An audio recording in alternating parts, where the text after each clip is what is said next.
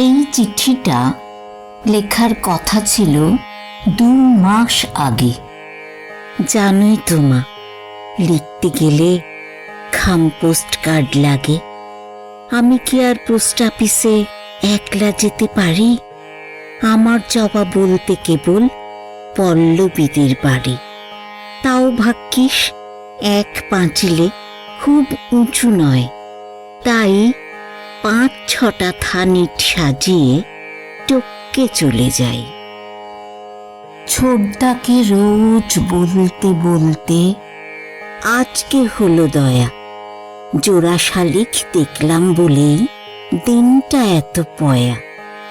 তোমার জন্যে আমার মাগো কি মন খারাপ করে।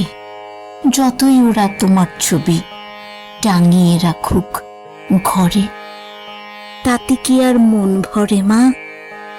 সত্যি বলছি শোনো, ছবির মা কি আদর করে? গল্প শোনায় কোনো? বাবা বলে তোর মা গেছে দূরে, অনেক দূরে। এই ধরে নে শিমুলতলা কিংবা মধুপুরে।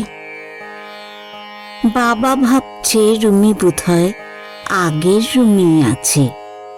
উল্টো পাল্টা যা হোক কিছু বুঝিয়ে দিলেই বাঁচে। জানি না এই চিঠি তোমার হাতে পড়বে কিনা। তুমি তো আর আসবে না, তাই আসতেও লিখছি না।